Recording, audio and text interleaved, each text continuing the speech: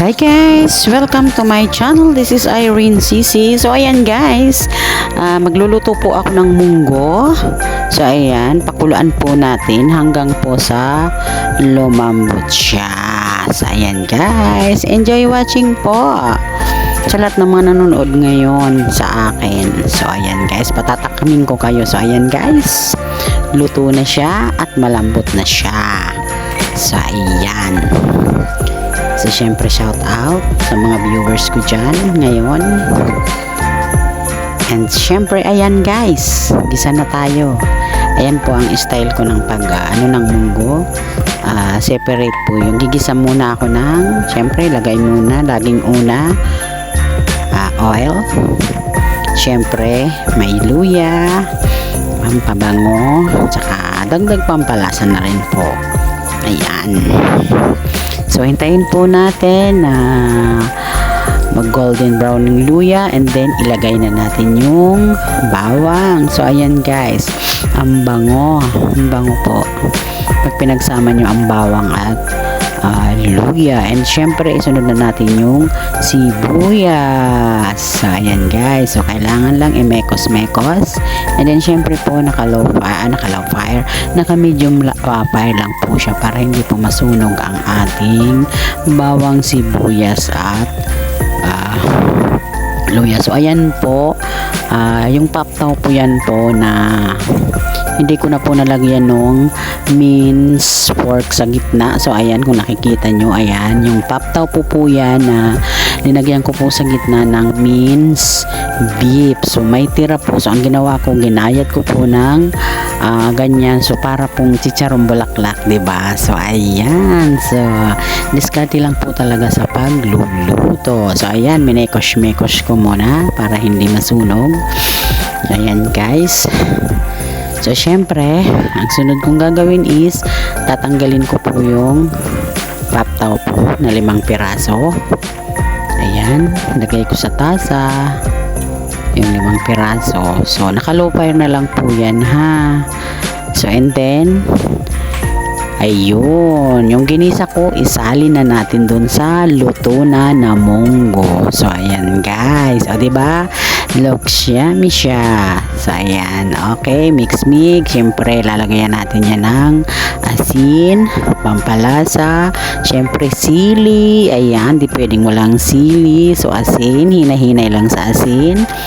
So, kayo na po bahala sa lasa po ha. So, ayan, kasi depende po yan sa panlasa nyo. Ako kasi yung tama lang talaga. Hindi naman matabang, hindi naman maalat. So, ayan po.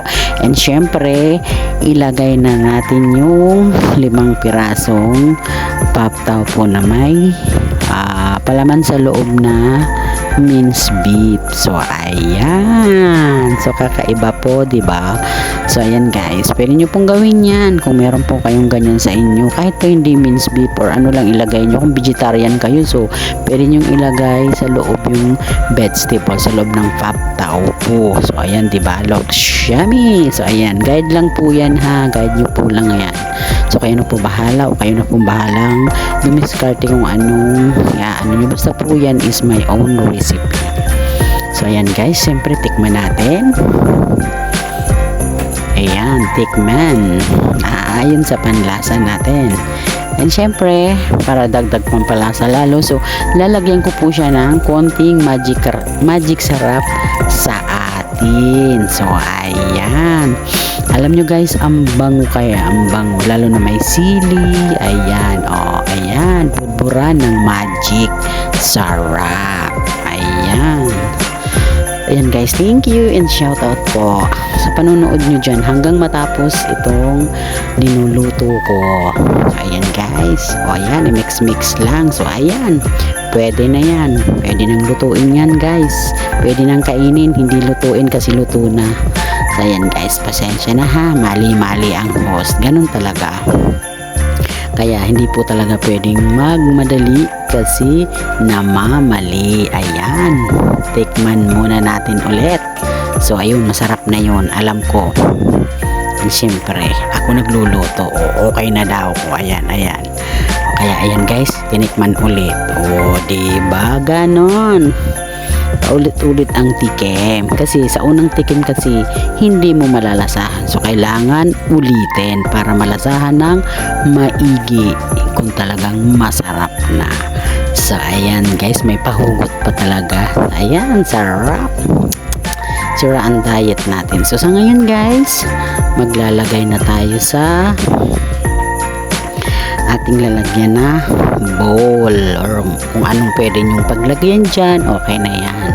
So ayan, lagay na tayo guys. Syempre pagkatapos nyan, kainan na. Ayan guys, thank you sa panonood nyo and God bless you all.